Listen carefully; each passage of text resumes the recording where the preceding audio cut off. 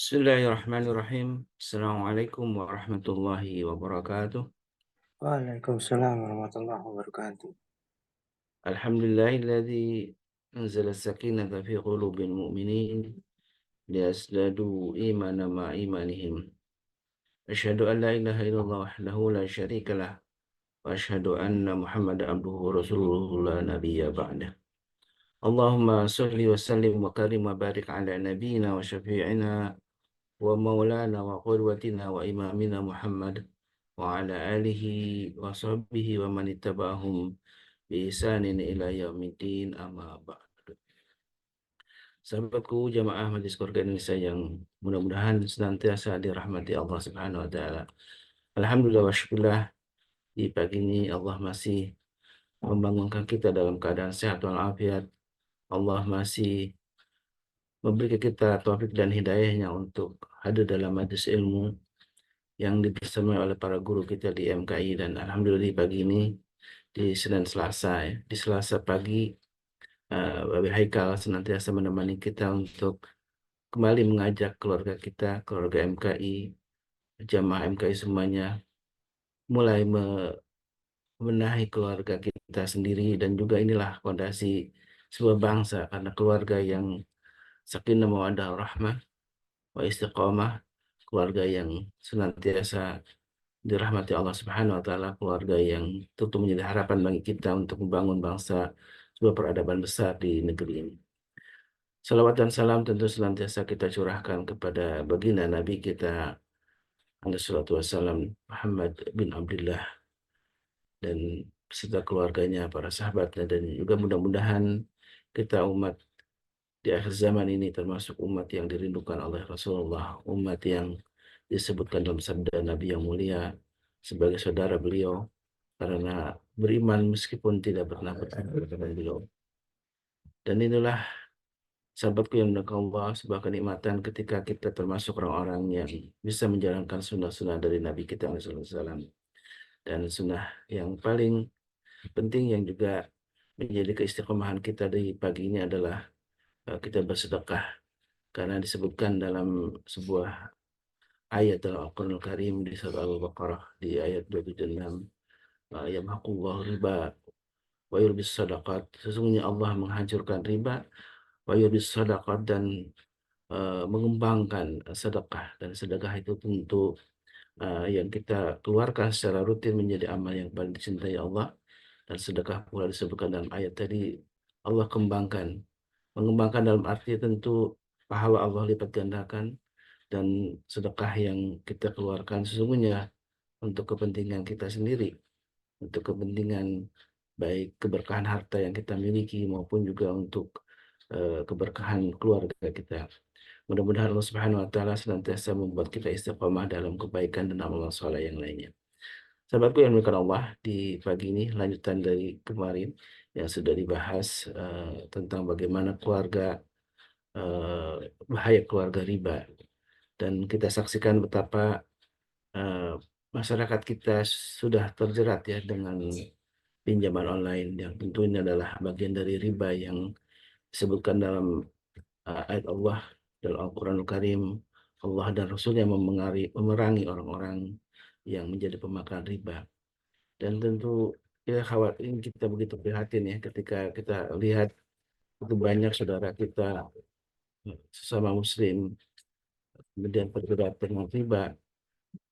Dan inilah yang harus kita sebarluaskan, kita dakwahkan ke sesama kita untuk eh, berjauh dari riba, karena riba disebutkan dalam berbagai macam ayat maupun hadis Nabi SAW menjadi dosa besar dan sebuah kezaliman yang sangat besar. Karena itulah alhamdulillah kita diingatkan oleh guru kita Babe Haikal untuk senantiasa menjauhi riba. Alhamdulillah Babe sudah bersama kita semua. Kepada Allah kita doakan Babe Haikal selalu dalam keadaan sehat walafiat. Allah Amin ya Allah. selalu memberkahi dalam kehidupan beliau bersama keluarga, dan tentu Allah istiqomahkan dalam perjalanan dakwahnya. Amin ya Allah. Amin amin Allahumma amin. Bagaimana Babe, sehat? Alhamdulillah. Insyaallah. Yang Tabarak. itu, yang terakhir itu doa yang indah, istiqomah dalam dakwah. Insyaallah. Itu Saya mencontoh guru saya, salah satu guru saya yang paling utama itu adalah Al-Mukarram Kiai Haji Muhammad Sobari. Insya Allah orang yang menurut pendapat saya yang paling bersih lah dalam kehidupannya, makan ala kadarnya, minum ala kadarnya. Masya Allah. Jadi Ustaz Muhammad Sobari itu adalah salah satu guru saya yang nempel terus-terusan sama saya. Artinya saya nggak berpisah dengan beliau tuh sejak saya duduk di bangku SMP. Ustaz Muhammad Sobari itu dia ngajar di Masjid Baitul Salam dan tidak pernah dikasih apa-apa. Ya, tidak pernah dikasih apa-apa. Dia tetap mengajar dan jarak ke rumahnya ke tempat Baitul Salam itu cukup jauh. Kalau hujan datang, walaupun kalau hujan dari rumahnya ke tempat kami harus melewati sawah. Sawahnya dulu sawah kangkung, jadi bercampur lumpur. Dia kalau ke masjid itu pakai sepatu bot, sepatunya setinggi lutut, sepatu bot penutup. Lalu kemudian pakai jas hujan, lalu kemudian pakai payung. Lalu pakai jas hujan, payung, sama sepatu bot. Begitu kalau mengajar ke Masjid Baitul Salam. Dan nggak dikasih apa-apa kadang-kadang. Karena memang masjidnya juga begitulah gitu ya. Ustaz Muhammad Sobari datang terus, tidak pernah tidak. Ustaz Muhammad Sobari suatu hari, saya masih di bangku SMA kalau nggak salah, itu nggak datang gitu. Tapi saya yakin pasti datang, karena nggak mungkin beliau nggak datang. Sakit aja baru datang, ya. Maaf, sakit aja tetap datang. Sakit tetap ngajar Ustaz Muhammad Sobari, ya. Jadi istiqomah ini penting, Bapak Ibu sekalian. Dan akhirnya Ustaz Muhammad Sobari, guruku yang tercinta, yang tersayang ini, kita tunggu. Satu persatu teman saya pergi. Nggak datang nih, gitu. Pengajiannya habis Isya, malam Minggu. Satu nggak datang, dua nggak datang, pulang maksudnya, tiga pulang. Jam udah menunjukkan jam 10 malam. Tetap aja satu persatu pergi, satu persatu pulang. Saya yakin pasti datang, gitu loh. Yakin saya pasti datang. Nggak mungkin lah semua Sobari nggak datang gitu. Pasti datang. Terus saja kita tungguin aja. Sampai akhirnya jam setelah udah lewat jam 12. Saya bilang datang, udah pasti datang, nggak mungkin nggak datang. Tapi udah jam 12, ya udah kita tungguin aja di masjid. Ternyata datang. Tahu Bapak Ibu sekalian, dia jalan kaki dari Kalimalang. Kalimalang dekat Bekasi ke tempat kita di sini di Condet. Sebab motornya yang dia bonceng itu rusak. Jadi tetap datang. Dan cuma saya tinggal yang sama Pak Arif. Satu lagi teman saya namanya Arif. Istiqomah itu yang saya mau ceritakan, begitu mahalnya istiqomah ya. Allahu Akbar. Akhirnya Ustaz Muhammad Sobari datang udah dengan segala keletihan dan baju yang sudah kotor karena jatuh di motor dia. Tetap datang. Luar biasa. Dahsyat. Lalu kemudian Ustaz Muhammad Sobari membangun satu usaha. Usaha yang dibangun itu adalah sebuah usaha haji. Tujuannya memudahkan orang-orang yang berangkat haji. Nggak ada tujuan yang lain. Kalau Ustaz Muhammad Sobari begitu kepribadiannya. Mudahin orang aja. Dan akhirnya beliau membuka lapangan kerja di Bekasi. Ada yang kasih tanah. Dia, karena di situ banyak pengangguran, dia bekerja sama dengan dealer syariah tentunya, mau ojek motor. Dulu kan belum ada Gojek. Itu dia ojek, dia naikin ojek, dia sewain ojek rame-rame buat orang kampung. Akhirnya orang kampungnya dari 40 motor, ya, nggak pakai jaminan, jaminannya nama baik Ustadz Muhammad Sobari. 40 motor semuanya kabur. Dari 40 motor semuanya kabur. Ya kehidupannya. Sadis kan? Mau bantu orang tapi begitu. Akhirnya dealernya datang. Wah, marah-marah, maki-maki, nimpukin rumahnya dan sebagainya. Dia diam aja, tapi yang dibilang apa? Akhirnya hutang. Kemudian dia membantu orang mau berangkat haji. Ya. Dan ternyata ada satu keluarga yang belum bisa berangkat haji karena satu dan lain hal. Dia marah, dilaporkanlah Ustadz Muhammad Sobari ke polisi dan dipenjara. Dan rumahnya diambil. Anda bisa bayangkan nggak tuh kehidupan orang yang istiqomah dalam dakwah tuh. Lalu kemudian Ustadz Muhammad Sobari saya bantulah sampai terbebaskan.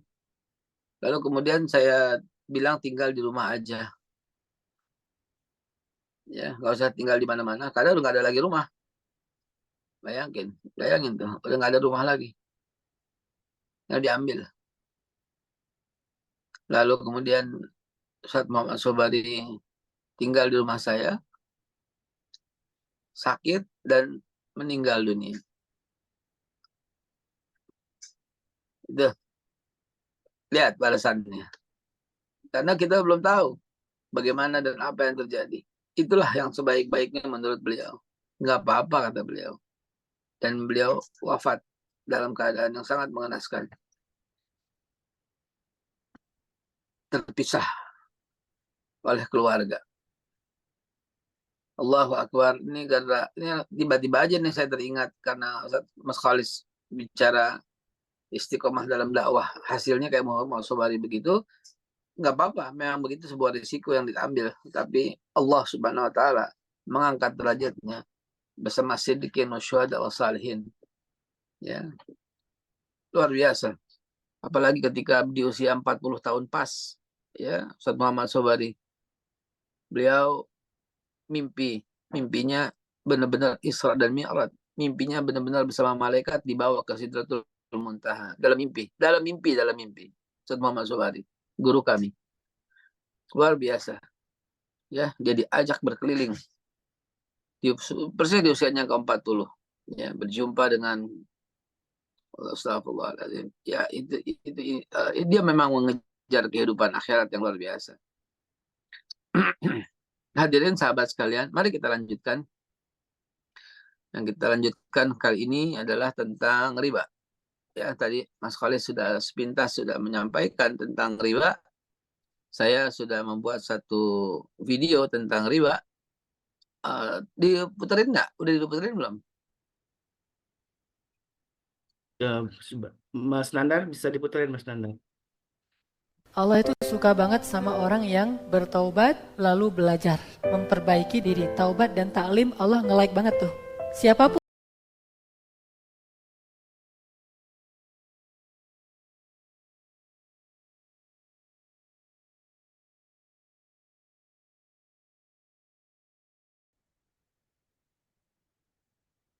Ada yang panjang, ada edisi panjang, ada ayat-ayatnya. Nanti di share lagi yang panjang ini. Baik.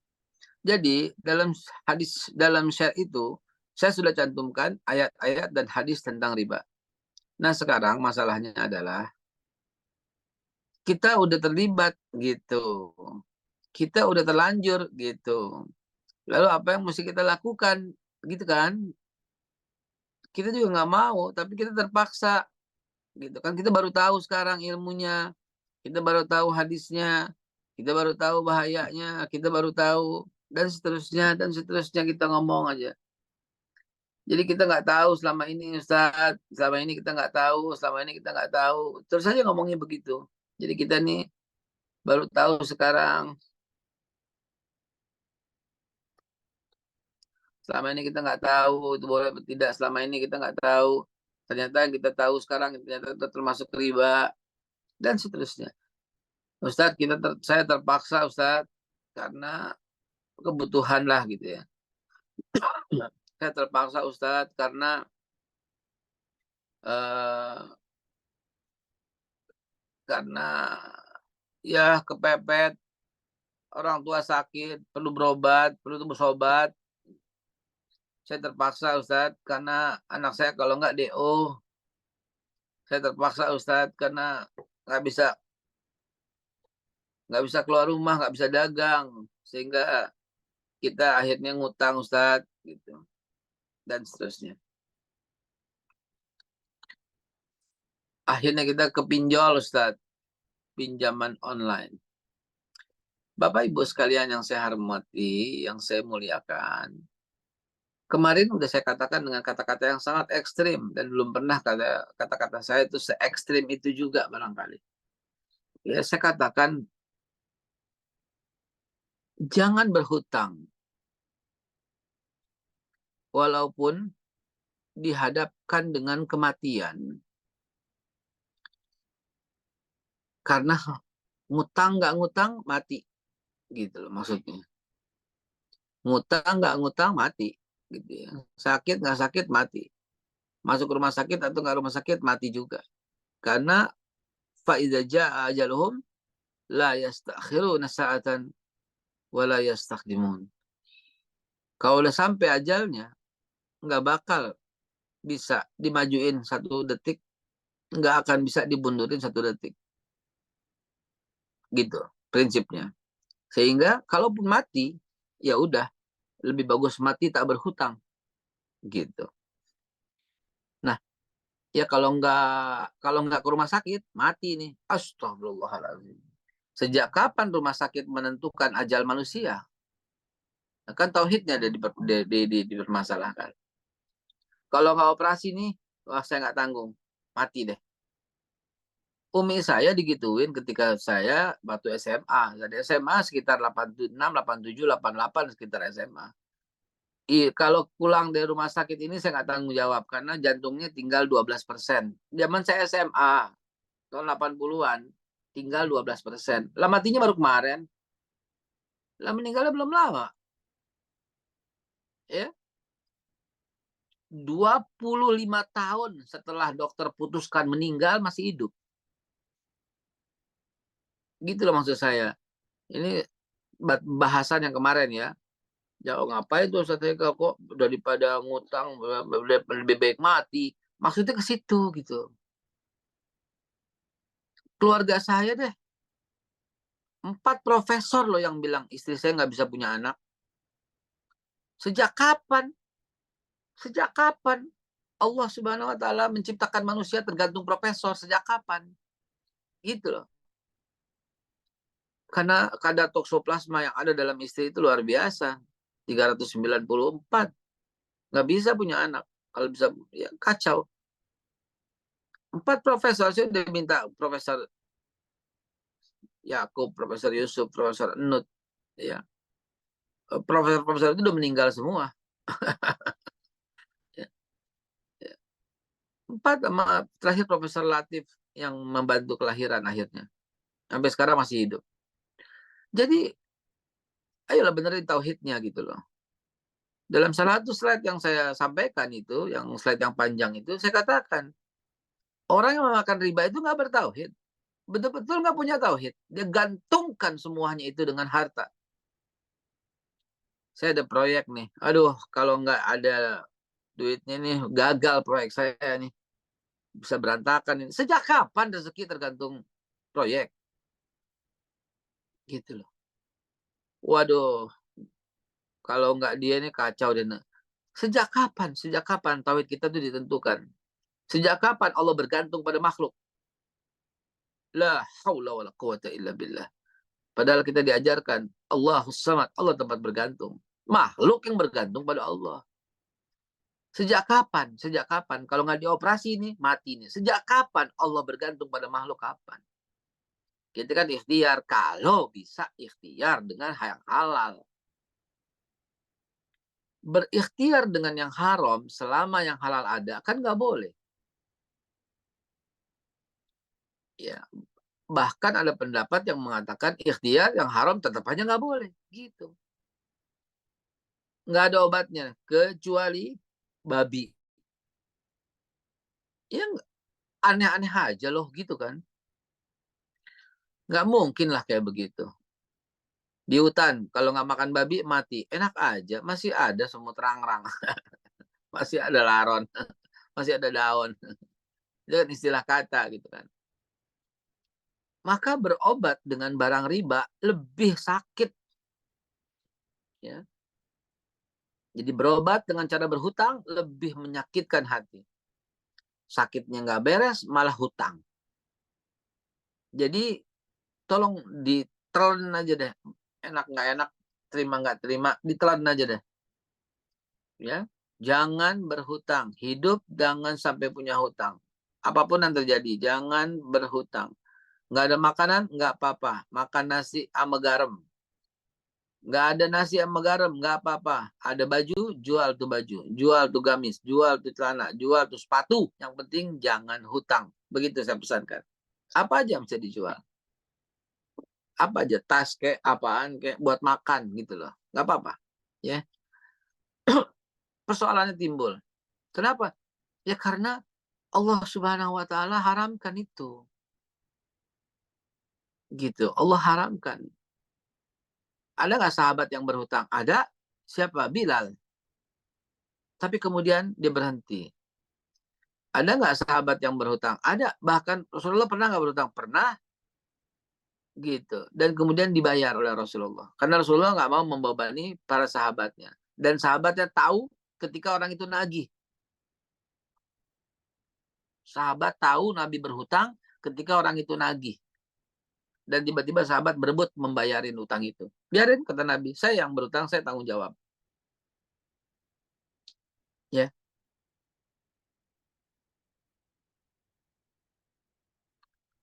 Astagfirullahaladzim. Tidak ada orang yang menerima ujian lebih berat daripada Rasulullah SAW. Allah udah siapkan itu. Seolah-olah Nabi mau mengatakan, dan itu sebagai bekal Nabi mengatakan, kita jangan cengeng dalam kehidupan, semua sudah pernah saya alami. Semua sudah pernah aku alami. Wahai umatku, seolah-olah kita dididik begitu sama Nabi. Wahai umatku, gak usah gelisah, saya pernah mengalami. Dipisah dari keluarga, saya pernah alami. Terus dipisah dari istri lagi sakit, terus meninggal, Rasulullah pernah mengalami.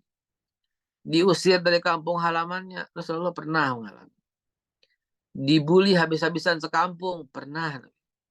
Digebukin sama teman-temannya sendiri yang sebelumnya jadi teman-temannya, itu betapa berat ujian itu. Pernah Rasulullah. Ditimpukin sampai berdarah, pernah Rasulullah. Hutang sampai orangnya maki-maki, pernah Rasulullah. Ditarik sampai berbekas lehernya dengan orang yang berhutang, pernah Rasulullah. Dikejar-kejar dengan golok, dengan pedang, pernah Rasulullah. Apa yang belum pernah coba? Seolah-olah Nabi mau mengajarkan kepada kita, ujian apa yang kamu alami? Saya juga pernah. Seolah-olah kayak gitu. Shallu ala Nabi Muhammad.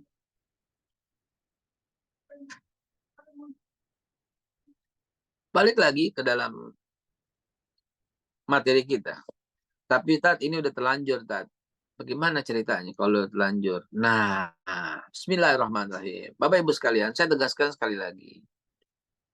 Pinjaman online yang saat ini semarak itu tidak memiliki dasar hukum yang kuat.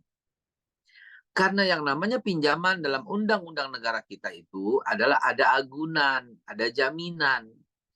Ketika nggak ada, maka Anda itu leluasa untuk tidak perlu membayar bunga dan denda. Yang pede, yang hebat, yang kuat, dengan niat karena udah terlanjur ngutang, lalu hanya mau bayar pokok sebagaimana yang Nabi pesankan di dalam dakwah Rasul. Dalam pesan Rasul di Haji Wada, mulai hari ini aku berhenti, stop, aku hentikan riba bunga itu.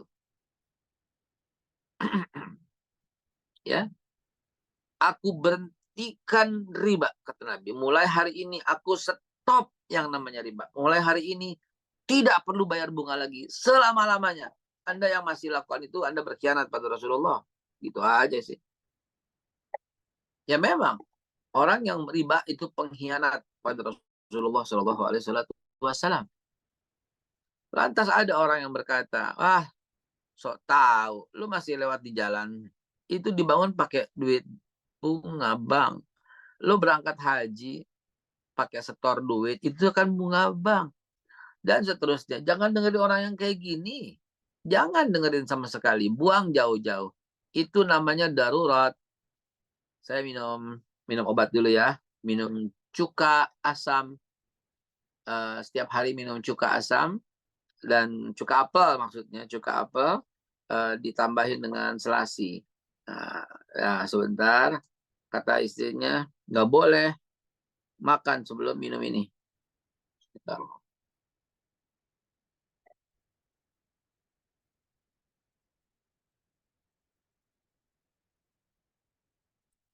Alhamdulillah ya Allah. Ya Rabb. Baik, lanjut. Jadi Bapak Ibu sekalian, ya udah telanjur, Tat. Sekarang kita bahas. Di undang-undang kita, Anda adalah orang yang sangat diuntungkan dalam hal ini. Ya, tidak ada pinjaman yang betul-betul legal 100%. Yang pinjaman yang merupakan legal 100% adalah pinjaman itu ke bank-bank pemerintah dan institusi keuangan yang disebut perbankan dan lembaga keuangan lainnya. Nah, karena itu Anda berhak, Anda bisa melakukan apa? Kesewenang-wenangan di pihak Anda karena amanah Rasul. Jadi bersandar pada itu. Anda wajib bayar yang Anda pinjam, tapi tidak perlu membayar bunga, tidak perlu membayar denda. Bisa, caranya gampang, diajukan. Diajukan keberatan dan tidak akan bayar. Anda nggak akan pernah diapa-apain. Yakin saya. Anda dibully, dia masuk penjara. Anda dikatain, dia masuk penjara. Itu perdata yang berubah menjadi pidana. Karena pidananya penghinaan. Ya, Anda disebar nomornya, dia di penjara karena ada undang-undang ITE. Apalagi Anda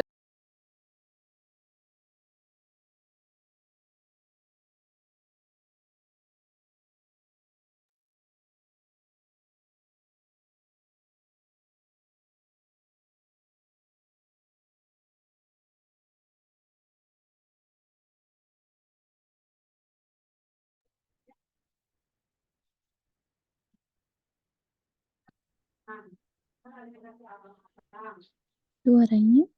Ya, Be. suaranya, Ya, sudah, Be. lu balik. Sudah. Udah, Be. Nah, Anda berada di pihak yang, jadi ini disebarkan. Semua orang-orang yang masih membayar bunga dalam pinjaman online itu, karena nggak tahu, sebarkan. Anda kalau kurang yakin dengan saya, Pak B bukan praktisi hukum, dengarkan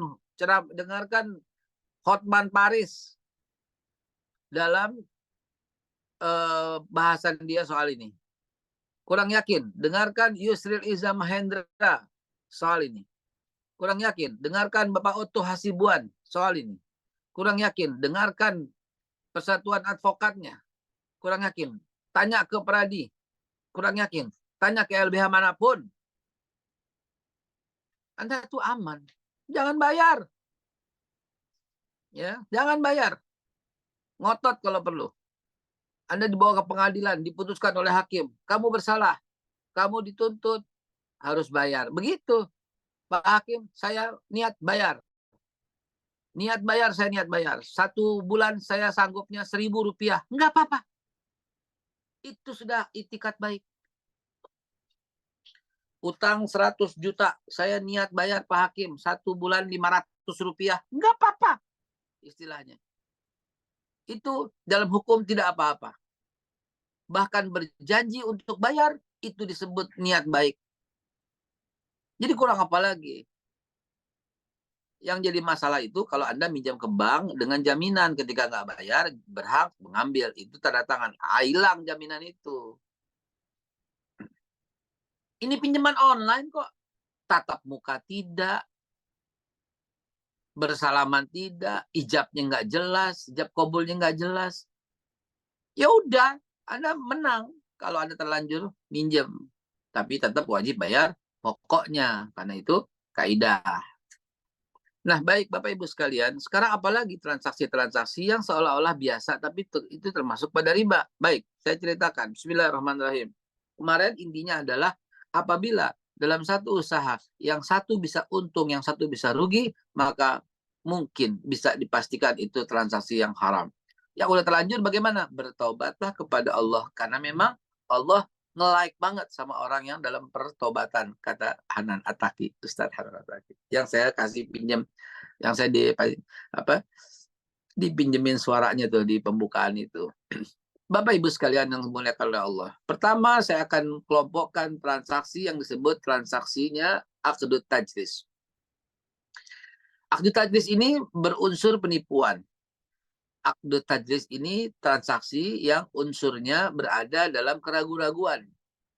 Sebagai contoh, Anda tukang lemari, Anda dapat pesanan barang. Anda tukang kue, Anda dapat pesanan kue. Anda dapat pesanan lah orderan. Dan ketika Anda dapat pesanan orderan itu, Anda tahu bahwa lemari ini bakal jadinya tanggal 5. Anda tahu pesanan kuenya ini nggak akan keburu kalau pagi. Bisanya sore atau malam. Anda tahu banget. Dan Anda untuk itu supaya dapat order, bilang iya aja. Ini akadnya haram. Walaupun yang dijual kue sus. Walaupun yang dijual risol. Walaupun yang dijual lemari. Tapi transaksinya termasuk transaksi haram. Transaksi haram di sini karena melanggar kaidah QCD. Quality, cost, atau delivery. Gitu ya. Karena Anda telah melanggar delivery-nya. Quality-nya enggak, cost-nya enggak. Tidak ada unsur antaradin di sana. Atau contoh yang lain.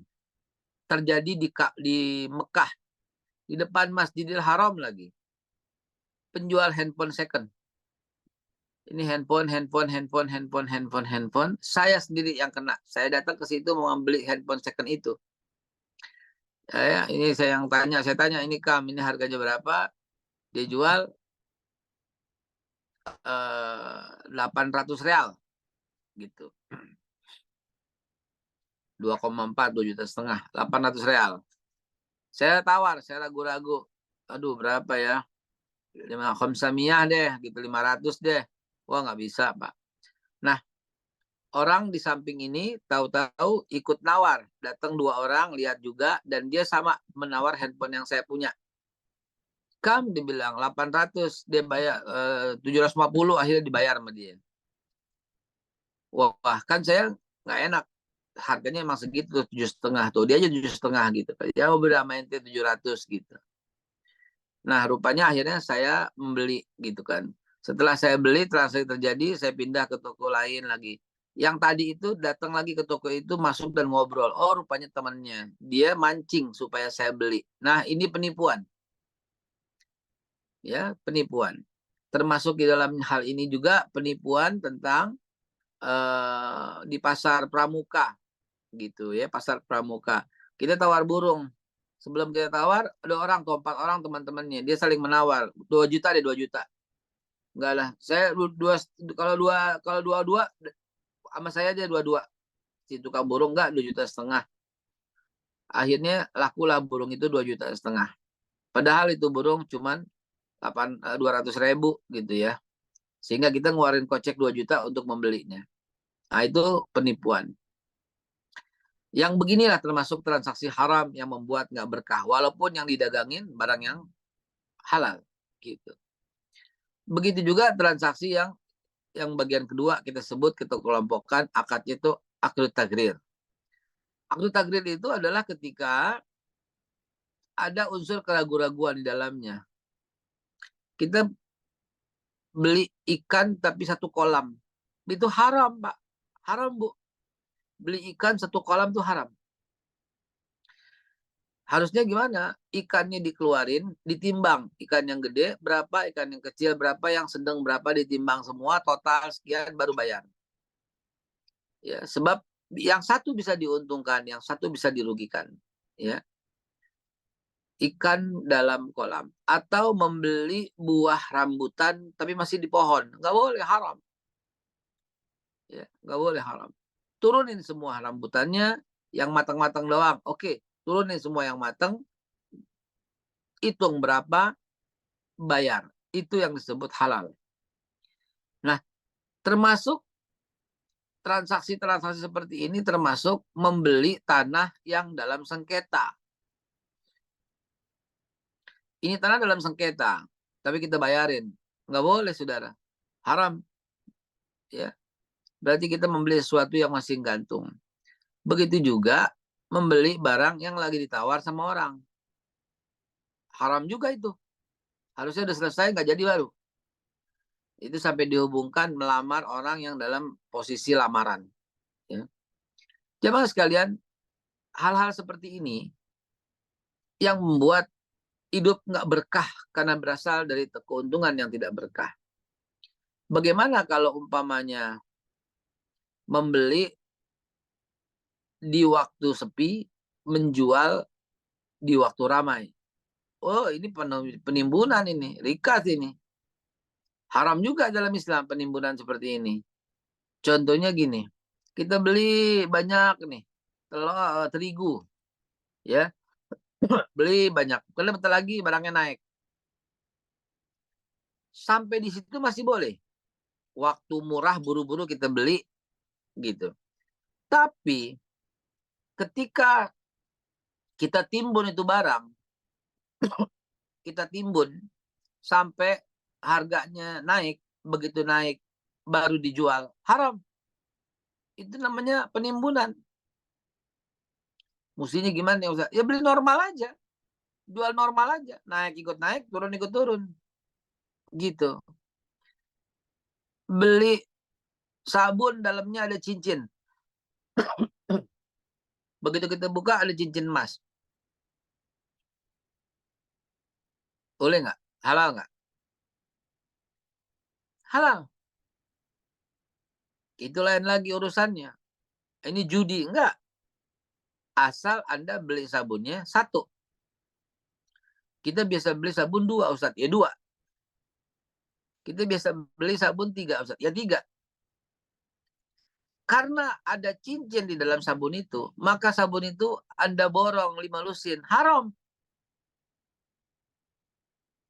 Jadi kalau Anda beli sabun batangan misalnya, Lux zaman dulu ya, Lifebuoy misalnya. Anda beli, pas pakai dalamnya ada cincinnya, ambil, itu halal. Tapi karena beli mengharapkan cincin itu, Anda borong sampai 2 lusin, 3 lusin, itu termasuk dalam judi. Gitu. Ya. Anda beli dalam dolar. Tiba-tiba dolar melonjak. Halal. Nggak ada masalah. Tapi kalau Anda borong, lalu kemudian direkayasa, namanya juga pejabat, sampai naik, kemudian lepas, haram. Anda ikut saham, ikut, nggak apa-apa. Nggak apa-apa ikut saham. Ya udah, tunggu sampai setahun, 2 tahun, 5 tahun, sampai perusahaannya tumbuh. Itu namanya syirkah, mudharabah, bagi hasil. Tetapi ketika Anda beli, jual, beli lagi naik, jual, beli naik, jual, beli naik, jual, beli naik, itu judi, saudara. Jadi dalam Islam itu maunya yang clear-clear aja. Maunya yang jelas-jelas aja. Yang nggak jelas, nggak ada dalam Islam. Ya. Sampai saya contohkan naik ojek kemarin kan. Bisa jadi transaksi haram. Main naik aja. Ya, bang ojek sini bang, pasar. Udah. Begitu di pasar bayar 20.000. Nggak bisa.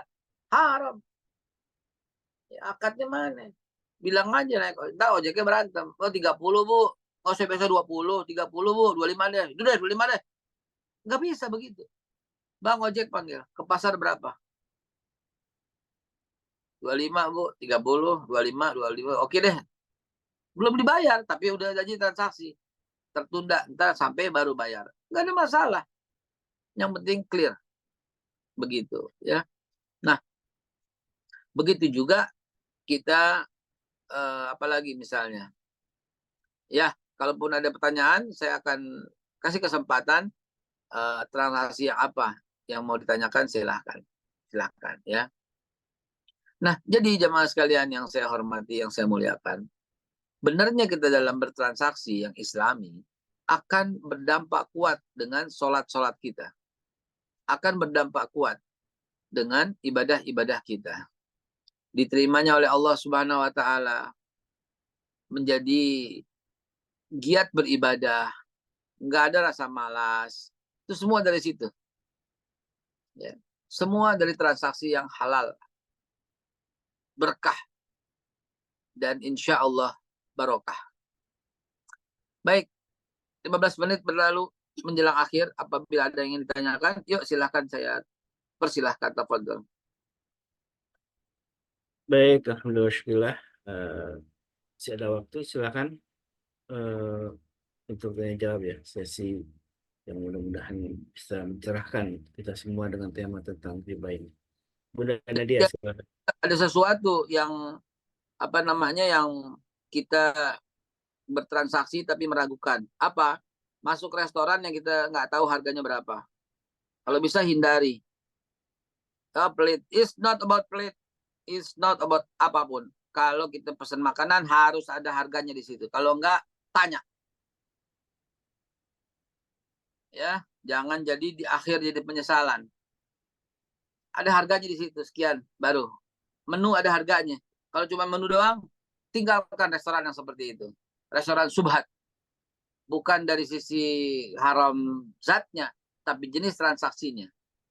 Ya, maka lebih enak itu makan di restoran tuh bayar lebih dulu, atau ada harganya, yang habis makan baru bayar. Tapi ada harganya. Ya, ini hati-hati Bapak Ibu sekalian. Para yang kayak gini nih harus diperhatikan. Ya, karena transaksi-transaksi yang begini termasuk dalam transaksi yang diharamkan oleh Allah Subhanahu wa Ta'ala. Kemarin ada kasus di TikTok sangat ramai ketika orang itu nggak tahu dia pesan sebuah kopi, secangkir kopi di Plaza Senayan. Bukan secangkir, dia pesan satu kopi lah pokoknya. Dan dia harus membayar 4.600.000. 4.600.000 untuk minum kopi doang. Ya, entah apa yang terjadi, mungkin satu pitcher, mungkin kopinya kopi luwak satu pitcher itu. Jadi 5 juta juga tuh kopi luwak tuh ya. Karena kopi luwak kan 900.000 tuh ya. Jadi hati-hatilah ya transaksi-transaksi yang demikian. Silakan kalau udah mau tanya Ibu Elvianti. Silakan Bunda Nadia dulu, tadi yang lebih dulu. Bismillahirrahmanirrahim. Assalamualaikum warahmatullahi wabarakatuh. Waalaikumsalam warahmatullahi wabarakatuh. Assalamualaikum.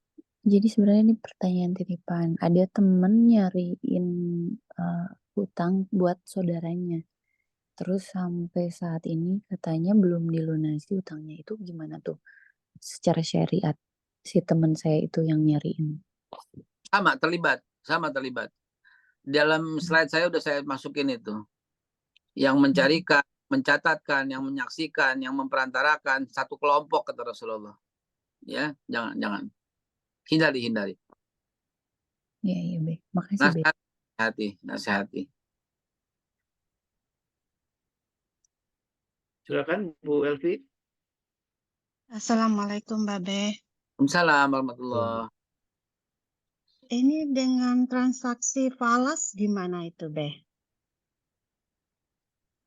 Iya, halal Bu, nggak ada masalah Bu. Ketika Ibu memang itu untuk keperluan, bukan untuk sejenis permainan judi, tunggu naik lepas, naik lepas. Buat apa?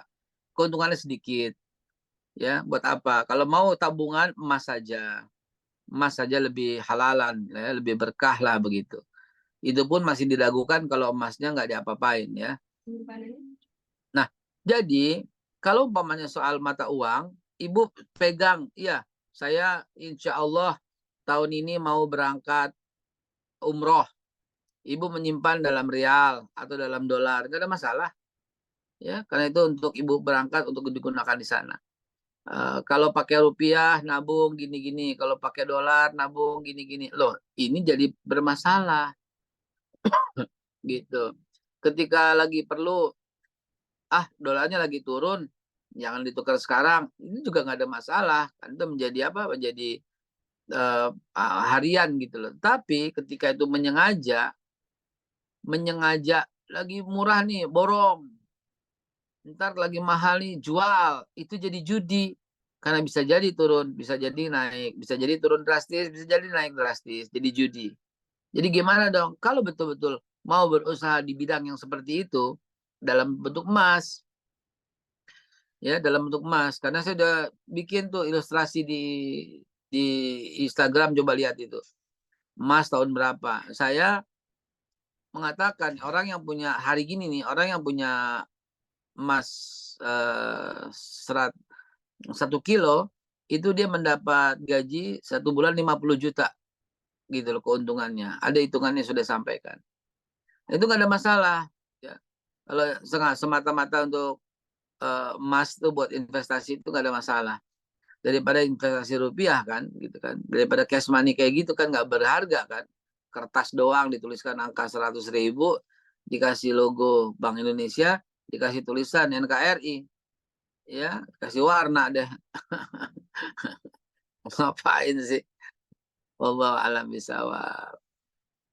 Baik, Budian, silakan Bu Kasih. Ya, terima kasih Ustadz Olis. Assalamualaikum warahmatullahi wabarakatuh. Waalaikumsalam. Saya mau tanya, dulu waktu adik saya masih kuliah, temennya itu kena narkoba. Dan kalau dalam keadaan sakau, dia jual barangnya yang dia punya, termasuk mobilnya itu, di luar harga pasaran gitu. Contohnya kalau umpama pasarannya 20, dia jual 5 juta. Ya. Waktu itu saya pernah berminat membeli, tapi karena udah keburu laku, jadi nggak pernah dapet itu mobilnya itu. Itu gimana transaksinya ya, Be? Kalau dalam keadaan sakau gitu. Baik, itu dianggap penebusan, ya, dianggap penebusan, dianggap titipan. Tebus seharga yang dibeli, lalu kasih keuntungan. Ya, itu bukan transaksi yang benar. Jadi itu semacam penebusan, semacam kebutuhan. Karena memang menjual barang dalam kondisi begini juga haram. Ya, termasuk transaksi tajlis. Ya, akudnya akdu tajlis namanya, yang demikian, ya di luar harga.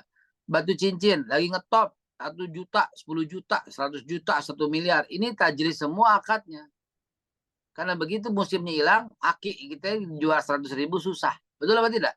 Iya, betul. Nah, lagi musim pohon langka, ini pohon janda bolong. Sekarang tuh ngemper tuh, dikasih aja orang nggak mau janda bolong. Gitu, pohon janda bolong. Terus pohon apa? Burung. Kemarin burung lagi rame. Burung 2 juta. Burung apa? Lovebird. Ya kan? Lovebird 2 juta, 3 juta. Lihat itu sekarang. 100.000 orang nggak mau Lovebird sekarang. Nah, yang kayak gini ini adalah transaksi-transaksi yang nggak makgul lah dibilang gitu ya. Nggak masuk akal gitu. Yang kayak begitu. Di luar pasaran, di luar harga yang normal gitu ya. Lagi butuh. Lagi sakau. Nauzubillah. Lagi kepepet. Mobil yang harganya 30 juta, yang harganya 100 juta, dijual cuma 10. Itu nggak benar transaksinya. Bisa diadukan. Ya, bisa diadukan. Ya. Itu dibilang nebus. Bahkan Islam, untuk lebih detailnya urusan seperti ini, orang haram menjual barang yang sama dengan 2 harga. Gimana contohnya? Yang di pinggir jalan itu. Orang kampung beli harganya 10.000. Ada Alphard turun. Orang dari kota nih, serinya B nih. Harga yang 10.000 tadi tiba-tiba menjadi 50.000. Haram. Nggak boleh. Nggak boleh. Haram dalam Islam itu haram. Nggak boleh yang demikian. Ya. Harus tetap jual 10.000.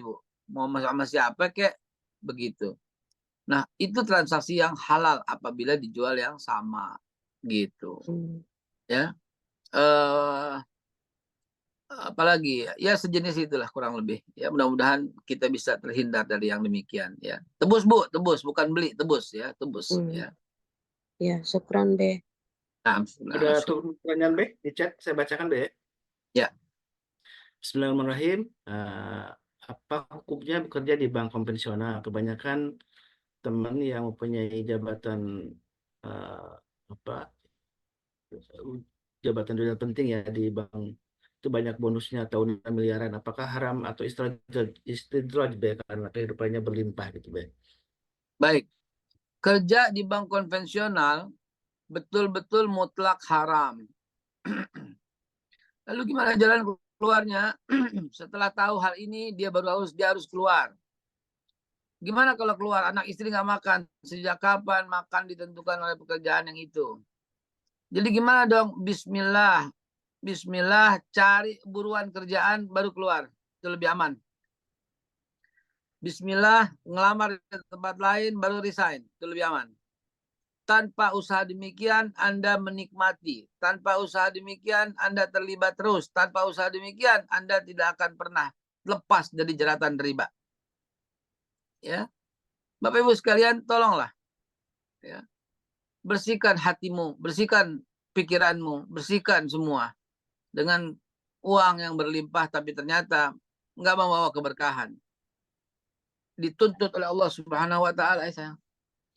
Dituntut oleh Allah Subhanahu Wa Taala. Jalan di antara mana? Di sini. Ini saja. Atau di sini dulu di kafe utara. Dituntut oleh Allah Subhanahu Wa Taala terhadap itu semua. Come on, hentikan. Kecuali banknya bank syariah. Jangan terlibat dengan urusan gini-ginian. Sama sekali jangan terlibat. Syariah, oke. Bagaimana syariah oke? Karena MUI telah mengatakan oke. Ya, Dewan Pengawas Syariah DPS juga telah menyatakan oke. Gitu loh, bukan bunga yang dibagikan tapi sistemnya bagi hasil. Ya, bukan apa? Ada ketentuan-ketentuan, ada pakar-pakar dari dalam sana, para alim ulama terlibat.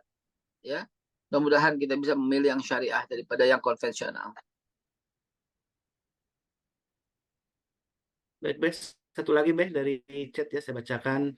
Ini hukum membayar tanah yang dirampas nih Be. Jadi membuat pondasi yang masuk ke dalam rumah orang lain, kemudian setelah pondasinya jadi, kemudian dan si yang memiliki tanah itu akhirnya terpaksa membayar menjualnya karena sudah terlanjur si pondasi itu masuk ke tanah milik orang itu Be. Ini hukumnya gimana transaksi seperti ini Be? Transaksi seperti itu haram apabila yang punya menyengaja. Yang membangun menyengaja supaya dia bisa jual murah. Itu transaksi yang haram karena apa? Dia tahu endingnya seperti itu. Bahkan ini nggak ada yang bisa beli ini kecuali saya nih, dipojokin gitu loh, diciptakan kondisi yang demikian. Haram, jelas itu haram, mutlak itu, ya. Daripada ntar kan dia terlibat nih, ntar nggak bisa bayar nih, gitu. Juga ada orang yang meminjamkan uang kepada seseorang dan dia tahu bahwa itu nggak bisa bayar, nggak pakai bunga deh, cuma bantu. Ini niat jahat. Berapa aja dikasih, pinjam 1 juta dikasih, 10 juta dikasih, 50 juta dikasih, tapi dicatat. Udah waktunya kira-kira nggak mau bayar, ya udah deh kalau nggak bayar serahin tanah lo. Haram ini orang. Ini bukan minjemin. Dia dalam tanda kutip dia menjirat dan memaksa orang supaya menjual kepadanya. Haram seperti itu. Ya, dia nggak bakal bisa kemana-mana nih. Pasti larinya ke gue. Karena nggak boleh ya saudaraku. Dalam Islam nggak diberlaku yang demikian. Nabi Muhammad SAW sangat detail untuk urusan keuangan seperti ini. Sampai Nabi ke pasar, Nabi celupin tangannya dalam terigu.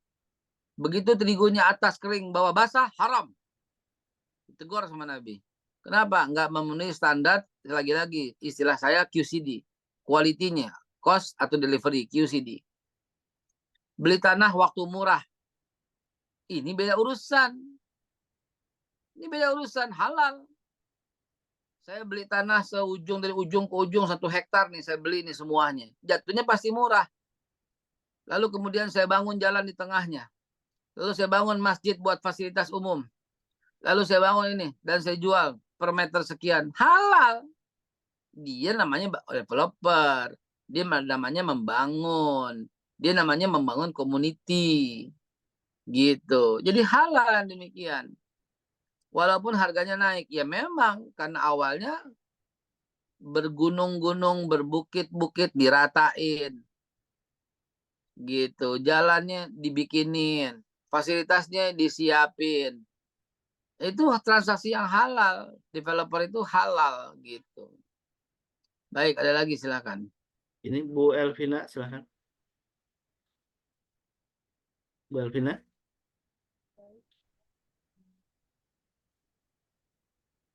Silakan Bu Elvina. Sudah resen Bu Elvina? Baik, kalau tidak ada, alhamdulillah wasyukurlah. Dan sebelum ditutup Bu Mimin, ada satu video. Mimin nih. Ada Halo, Bu Mimin, silakan. Bu ya, Mimin. Assalamualaikum. Babe, apa kabar? Salam, baik. Bu Elvina tadi kedengaran suara kecil sekali, saya nggak dengar. Bu Mimin silakan.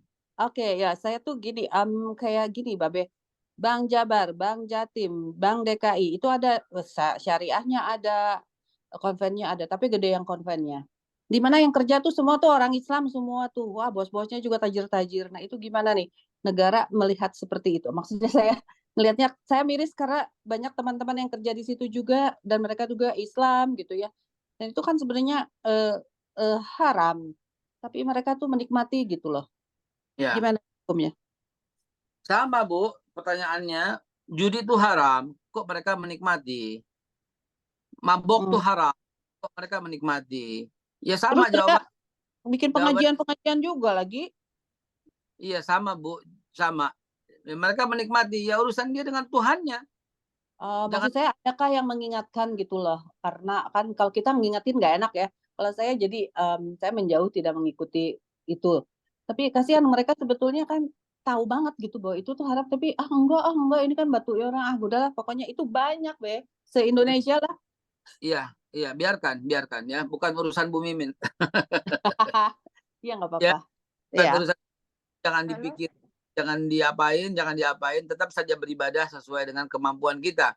Itu sudah ada yang ingetin, itu ada bagiannya. Yang penting kita jangan sampai terlibat di sana. Udah ada yang inget dakwahnya, apalagi Ibu tadi bilang tuh, dia udah tahu, apalagi dia udah tahu.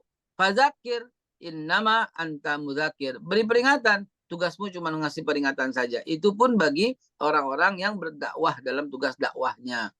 Ya. Tapi mereka bikin pengajian lagi be. Udah gitu ustadz-ustadznya cuek-cuek aja tuh dia tidak menyampaikan. Malah Biarin. kita isi.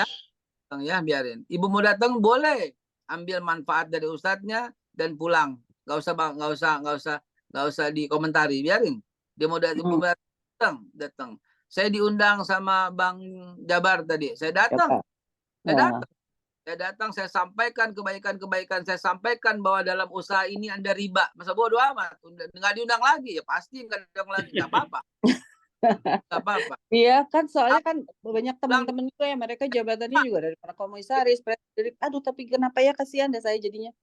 Nggak usah pusing-pusing. Saya diundang di bank. Saya datang. Saya sampaikan, Anda tolonglah. Ini kebetulan dari undangan Anda terjadi unsur riba gitu. Nggak apa-apa. Saya sampaikan di situ. Marah sama saya lagi nggak apa-apa. Dikasih amplop sama dia, nggak apa-apa, saya terima. Saya kasih orang lagi. Belum sampai rumah udah hilang tuh amplop. Ya, bagi sini, bagi sana, bagi sini, nggak ya? Buat jalan, buat apa? Buat perpus, buat mana? Buat masjid, nggak apa-apa. Iya. Iya, makasih Be. Assalamualaikum.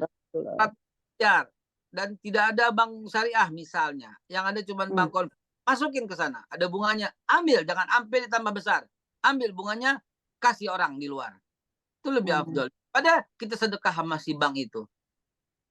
Ini kejadian bank syariah kan baru ada tahun 2002-2003 kan, pertama kali itu. Ya, sebelumnya kan belum ada bank. Tapi ada cuma muamalat doang lah gitu ya. Nah, akhirnya saya sampaikan itu. Ada teman saya, orang luar biasa kaya raya, dia telah sadar haramnya bunga bank. Saya bilang, dia nggak ambil. Saya bilang, kenapa ente nggak ambil? Karena haram. Berarti ente tetap membesarkan institusi itu. Terus gimana? Ambil. Terus gimana? Sedekahin. Sedekahnya ini nggak mendapatkan pahala. Nggak apa-apa. Yang penting jangan dosa. Terus katanya sedekahnya harus ke apa layanan umum ya, ke jalan, WC umum gitu ya. Takaan gitu. Gitu aja, kasih layanan umum. Jangan sampai duitnya mati oleh dia. Nggak boleh dikasih ke anak yatim gitu-gitu, katanya nggak boleh. Mau dikasih juga, kasih fasilitasnya. Ya, Fasilitas ya. fasilitas. Ya, Mm-mm. ada lagi tuh. Makasih. Jadi itu Jelas Elvina sekarang jelas. ya Bu Elvina silakan. Terima kasih Ustaz. Ini Ustaz, saya mau tanya, anak saya itu bekerja di salah satu konsultan IT yang suatu perusahaan besar, dan anak saya sebagai IT untuk membuat program-program yang ada. Tapi kliennya itu adalah bank-bank seperti BI, BCA, dan sebagainya. Jadi yang dikerjakan itu programming dari perusahaan bank tersebut. Apakah anak saya itu termasuk kerja yang riba gitu? Kalau tidak. Baik, Beh, udah ketangkap, Beh. Jadi sudah, Beh, jelas. Jelas. Nah, anak ibu tidak terlibat insya Allah dalam urusan-urusan seperti ini. Anak ibu adalah anak yang profesional bekerja sebagai programmer. Programmer dibuat secara umum. Ketika programmer itu dibuat oleh bank, ketika programmer itu diambil oleh bank, ini ya kalau astagfirullahaladzim. Jadi gini. Ibu jawab, ya, ibu nangkep ya. Kalau saya ambil contoh yang lain aja, yang gampang. Tukang golok, Bu. Tukang golok. Dia ambil besi, dia tempa sampai tajam. Kemudian diasah goloknya. Kemudian dijual. Ternyata yang beli pembunuh. Anak itu, penjual golok itu tidak mendapatkan dosa sama sekali. Jadi, karena goloknya dipakai buat membunuh orang. Enggak dosa sama sekali. Kenapa? Karena dia menjual golok. Dan golok itu digunakan untuk potong sapi. Gitu ya. Penjual pisau juga demikian. Dia beli pisau, dijual, ya, dia kasih sarung, dia bagus pisaunya. Ternyata pisau itu digunakan untuk membunuh orang. Si penjual pisau tidak mendapatkan dosa dalam Islam. Demikian indahnya. Tapi ketika digunakan untuk kebaikan, maka dia mendapatkan pahala. Itu dalam Islam demikian. Tidak mendapatkan dosa. Tukang kursi yang kursinya digunakan untuk pengajian, dia mendapatkan pahala. Tapi tukang kursi yang digunakan untuk orang-orang berjudi, dia tidak mendapat dosa karena fungsinya nggak demikian. Kalau programmernya dibuat secara umum dan digunakan oleh mereka, nggak akan mendapatkan dosa. Tapi yang jadi masalah dibuat secara khusus, tailor-made, digunakan, dan itu ada hitungannya, Bu. Kalau bisa hindari yang demikian gitu. Nggak bisa dihindari. Kalau nggak dipecat. Ya, kalau seandainya terlibatnya sampai dalam begini, kalau anak ibu hebat dan pintar, anak ibu akan diterima di tempat yang lain yang lebih terhormat ketimbang bergelimang dengan urusan seperti ini. Tapi saran saya, diterima dulu di perusahaan lain baru resign. Ya, itu dibutuhkan dan dia akan diangkat derajatnya oleh Allah Subhanahu wa taala. Bu, saya nggak keluar dari perusahaan, ya, perusahaan X lah gitu ya.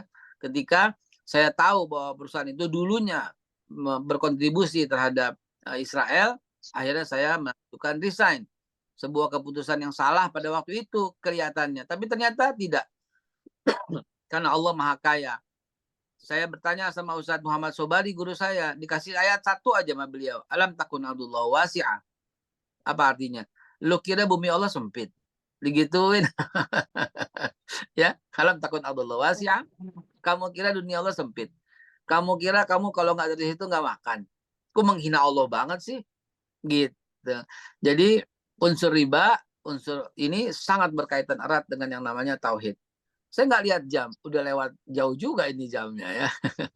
Ada janji nih sama jalan ini. Baik, yang lain-lain. Kan untuk dia keluar saja dari perusahaan tersebut ya, Bu. Belum mendapatkan pekerjaan yang lain, ya, ambil dulu pekerjaan yang lain, baru. Atau bisa dikonsultasikan dulu, jangan saya yang buat, atau saya nggak bisa buat ini, atau saya nggak ahli dalam buat ini, atau saya takut, Pak, strateginya masih banyak sebelum resign, Bu. Ya, banyak dibawanya, banyak nggak kepakainya, banyak pasti akan tidak up to date dan sebagainya. Banyak, Bu, banyak strategi lain, ya. Kalau nggak bisa juga, ya baru ngelamar dulu di tempat yang lain, Bu. Ya, ngelamar dulu di tempat yang lain. Diterima tempat lain, baru ajukan resign, ya. Baik, mudah-mudahan hadirin apa ini menjadi bahas dalam MKI. Kan ini kan tentang keluarga. Ya jelas ada hubungannya. Hindarkan keluarga kita dari unsur-unsur yang seperti ini. Memang yang dibawa ke rumah beras. Dan itu barang yang halal. Tapi kalau transaksinya nggak beres bagaimana?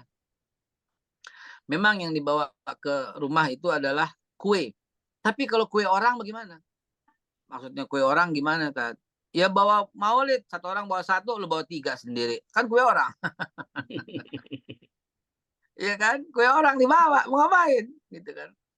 Memang dibawa itu adalah duku, tapi duku yang haram. Enggak kok, beli.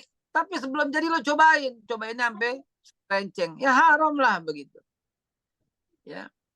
Ya barang yang dibawa ke rumah emang lengkeng. Belinya di supermarket. Tapi itu supermarket telah taruh harga sekian. Tapi lu culas. Lu potek-potekin batang-batangnya semua. Nggak bisa. Yang jual kayak gitu ya udah kayak gitu. Gitu. Ya, yang dibawa anggur buat anak-anak, tapi anggurnya anggur yang haram. Loh, ini anggur yang halal kok. Iya, tapi Anda ini manis nggak? Cobain. Ini manis nggak? Yang ini cobain terus. Nggak dihitung itu. Gitu loh. Tanya penjualnya, redlo nggak tuh kayak gitu. Kecuali kalau penjualnya kasih, Pak, ini cobain. Jeruk aja dicobain cuma 1 juring, bukan 1 butir. Ini sambil cobain, sambil keliling supermarket, habis 1 butir. Sambil cobain ambil lagi, habis 2 butir jeruk sebelum dia. Aduh ibu-ibu. Ya, pedagang ya, coba ini ya Robi. Ya. Atau ngambil sendiri. Belinya sih kerupuk emang, belinya kerupuk di tukang bubur Cirebon. Bang, tambah kerupuknya ya. Dia ambil kerupuknya sendiri. Dia taruh di tempat buburnya sampai ngelimpah tuh kerupuk. Jangan yang demikian. Ya, banyak unsur-unsur yang haram. Nah, kita didik keluarga kita jangan sampai terjadi yang demikian, ya. Mudah-mudahan Allah Subhanahu wa taala meridhai kita ini, ya, dan kita termasuk dalam orang-orang yang bertransaksi yang halal agar ibadah kita diterima oleh Allah Subhanahu wa taala. Baik, kita tutup dengan kalimat asbahna ala fitratil Islam wa ala kalimatul ikhlas wa ala dini nabina Muhammad sallallahu alaihi wasallam wa ala millati abina Ibrahim hanifah muslimah wa makana minal musyrikin. Asbahna wa asbah mulkulillah walhamdulillah wal khairu wasyarr bi masyiatillah wala haula wala quwata illa billah subhanakallah bihamdi subhanahu wa bihamdika asyhadu an la ilaha illa anta astaghfiruka wa natubu ilaih. Billahi taufiq wal hidayah. Sebelum saya tutup, tadi ada Ibu Mimin. Masih ada Ibu Mimin? Masih. Masih. Saudara-saudara sekalian, saya perkenalkan ini Ibu Mimin. Ibu Mimin adalah orang yang terzalimi. Ya, orang yang terzalimi di mana rumah tempat beliau tinggal itu diambil sewenang-wenang oleh rente yang luar biasa. Dan Ibu Mimin adalah orang yang baik, orang yang mampu tadinya. Karena rumahnya diambil, dia diusir. Dia punya usaha tentang bunga-bunga kering, bunganya dihancurkan. Udah ada usaha kafe, kafenya pun dihancurkan. Dan saya berusaha membantu, berusaha membicarakan hal ini kepada teman-teman. Dan ada baiknya ini disampaikan informasi ini. Mohon maaf ya Bu Mimin ya, nggak izin supaya kita nggak apa-apa kan ya. Alhamdulillah, kita juga ada kasih pinjam rumah. Ada yang ngasih pinjam rumah. Pakai aja rumah gua dikasih pinjam. Itu yang ingin saya lakukan tadinya di Bandung, cuman nggak ada sampai saya telah menghubungi Pak RK. Nah. Terus sama ada usaha juga kita sekarang usaha untuk jualan apa sih namanya? Untuk alat-alat untuk greenhouse. Cuman tempatnya memang kurang gede greenhouse-nya karena kan dulu rumah kita kan 1.200, ini 300 ya. Jadi cuman ya tapi masih jalan, alhamdulillah jalan. Jadi saya jalan. Proses hukum juga berjalan, ada yang bayarin, Babe. Ya, alhamdulillah. Dari ngomongnya ini beda, ada rasa keduka, nggak ada rasa ceria aja tetap Bu Mimin. Alhamdulillah ya. Iya. Tergantung Allah. Jadi kalau yang butuh-butuh greenhouse hubungi Bu Mimin. Allah alam bisawab. Alat-alatnya ya. Anturium juga. Bunga-bunga bunga eksotik. Alhamdulillah ya. Ya udah. Ambil sama nanti di akhirat diambil lagi. Selamat. Di dunia juga bisa dikembaliin kok. Gimana Allah aja maunya. Iya, gimana Allah. Baik, assalamualaikum teman-teman. Waalaikumsalam warahmatullahi.